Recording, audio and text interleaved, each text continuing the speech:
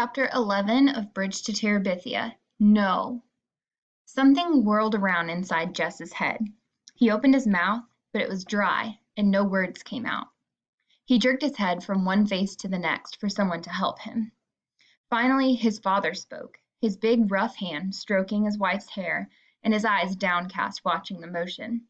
They found the Burt girl this morning down in the creek. No, he said, finding his voice. Leslie wouldn't drown. She could swim real good. That old rope that you kids have been swinging on broke. His father went quietly and relentlessly on. They think she must have hit her head on something when she fell. No, he shook his head. No. His father looked up.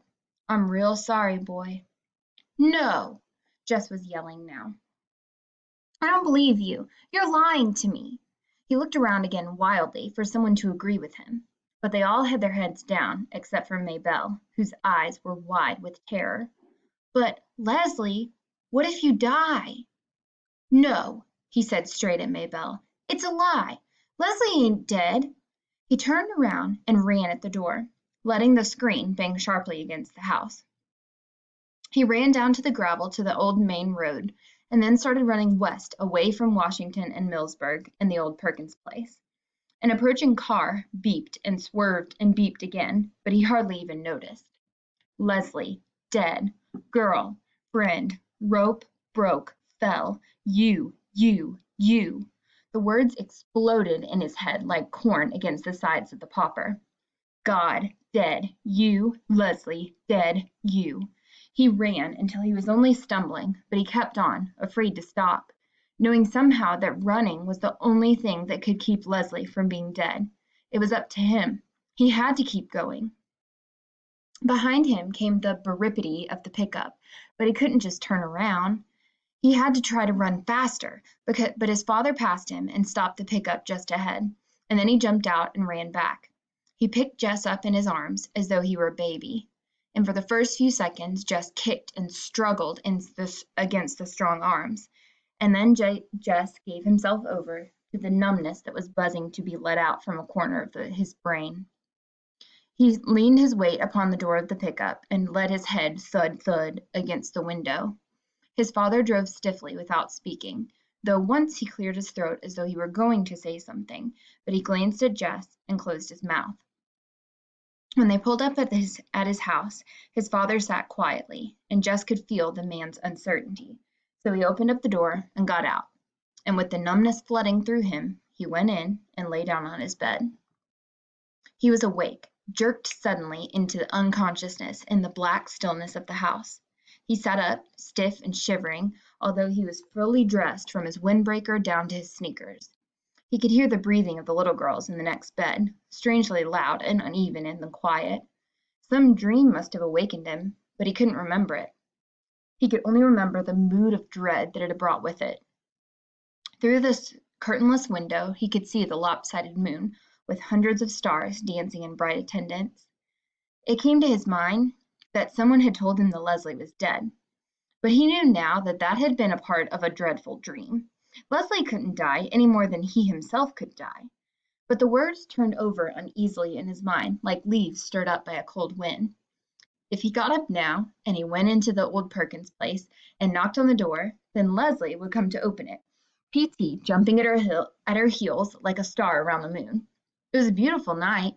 Perhaps they could run over the hill and across the fields to the stream and swing themselves into Terabithia. They'd never been there in the dark. But there was enough moon for them to find their way into the castle, and he could tell her all about his day in Washington, and apologize. It had been so dumb of him not to ask if Leslie could go too. He and Leslie and Miss Edmonds could have had a wonderful day, different, of course, from the day that he and Miss Edmonds had had, but still good, still perfect. Miss Edmonds and Leslie liked each other a lot. It would have been fun to have Leslie along. I'm really sorry, Leslie.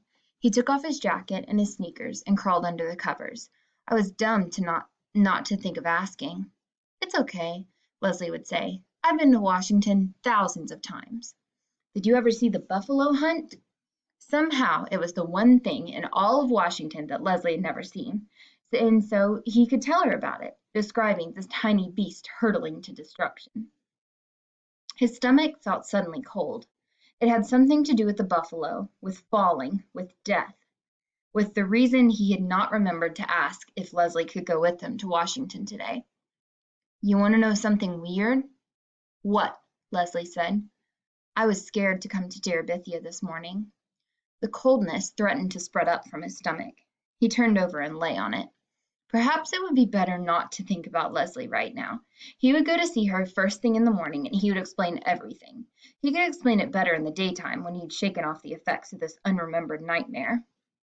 He put his mind into remembering the day in Washington, working on details of pictures and statues, dredging up the sound of Miss Edmund's voice, recalling his own exact words and her exact answers. Occasionally, in the corner of his mind's vision, would come a sensation of falling, but he pushed it away with the sound of another picture or the sound of another conversation. Tomorrow, he would share it all with Leslie. The next thing he was aware of was the sun streaming through the window. The little girl's bed was only rumpled covers, and there was movement and quiet talking from the kitchen. Oh, Lord, poor Miss Bessie. He'd forgotten all about her last night, and now it must be late. He felt for his sneakers and shoved his feet over the heels without tying up the laces. His mother looked up quietly from the stove at the sound of him. Her face was set for a question, but she just nodded her head at him. The coldness began to come back. I forgot Miss Bessie. Your daddy's milking her. Well, I forgot last night, too. She kept nodding her head. Your daddy did it for you. But it wasn't an accusation. You feel like some breakfast? Maybe that was why his stomach felt so odd. He hadn't had anything to eat since the ice cream Miss Edmonds had bought them at Millsburg on the way home. Brenda and Ellie stared at him from the table. The little girls turned from their cartoon show at the TV to look at him, and then quickly turned back. He sat down on the bench. His mother put a plateful of pancakes in front of him. He couldn't remember the last time she made pancakes. He doused them with syrup and began to eat. They tasted marvelous. You don't even care, do you? Brenda was watching him from across the table. He looked at her puzzled, his mouth full. If Jimmy Dix died, I wouldn't be able to eat a bite. The coldness curled up inside of him and flopped over. Will you shut your mouth, Brenda Aarons? His mother sprang forward, the pancake turner held threateningly high. Well, Mama, he's just sitting there eating pancakes like nothing even happened. I'd be crying my eyes out. Ellie was looking first at Mrs. Aarons and then at Brenda. Boys ain't supposed to cry at times like this, are they, Mama? Well, it don't seem right for him to be sitting there eating like a brood so. I'm telling you, Brenda, if you don't shut your mouth. He could hear them talking, but they were farther away than the memory of the dream.